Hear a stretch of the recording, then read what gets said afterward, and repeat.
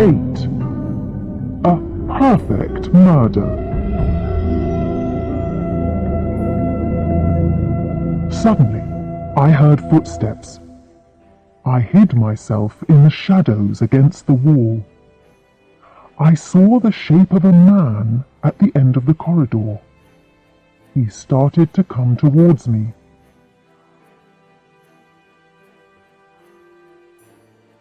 At Stella Vixen's door, he stopped and knocked quietly. She didn't answer, so he knocked again, louder. He began to walk away. Then he came back. "Stella," he called in a low voice. "It's me, Edward. I must speak to you. You can't refuse me. Not now." He tried to open the door, but it was locked. At last, he stopped and went away down the corridor. I opened Charlotte's door. "Charlotte, quick! Get out of bed, lock your door, and don't open it again to anyone tonight. Not to anyone." I hurried back to my room and locked my own door too. I was still shaking. It was him. He had done it. Yes, Mr. Blakemore had murdered his wife. And yet, it was impossible. He had been away in Wales, so he couldn't have done it. Or could he? I got into bed and lay down. Perhaps he had put the poison into something before he went away. There was something I had forgotten about. What was it? I closed my eyes, but I couldn't go to sleep. My head was full of pictures and voices. I saw Mr. Blakemore's face, and he said, "I'm all alone, Stella.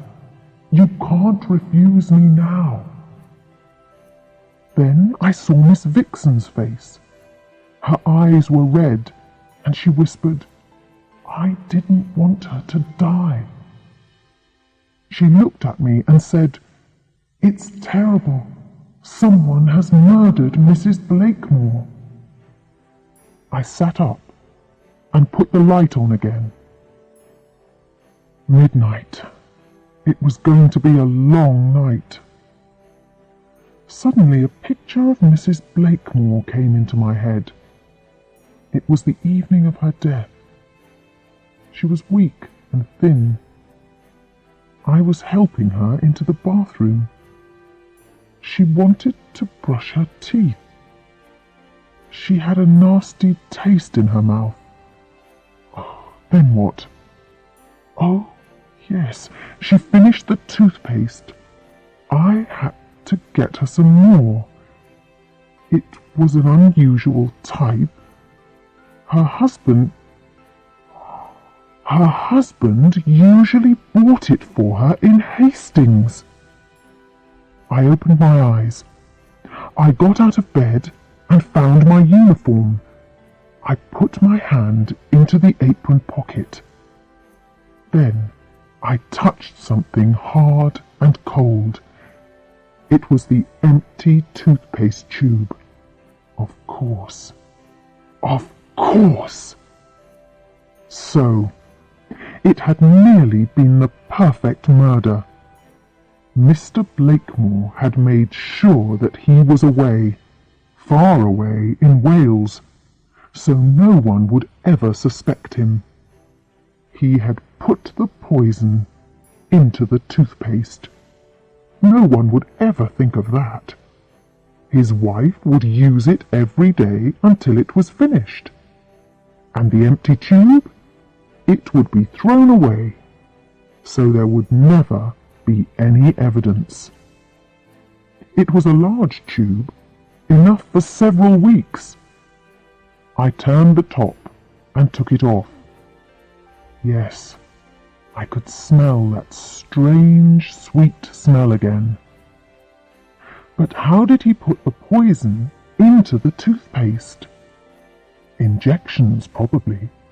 Yes, injections of arsenic deep into the tube, through the opening. And what about the cyanide at the bottom? It was a long tube, too long for most needles. I examined the tube very carefully. I was looking for marks on the outside. Yes, there were 2 very small holes in the metal near the end. I put the tube back in my apron pocket. It was safe there. Now I had to wait for the morning and the police. I washed my hands carefully and climbed back into bed. I tried to go to sleep, but that was impossible. Every time I closed my eyes, I could see Mrs. Blakemore in her bathroom.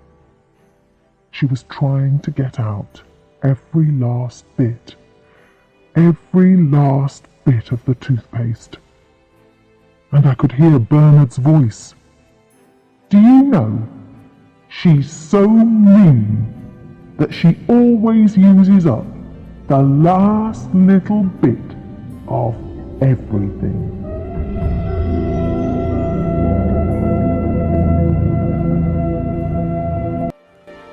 That's the end of their story. Please listen and practice.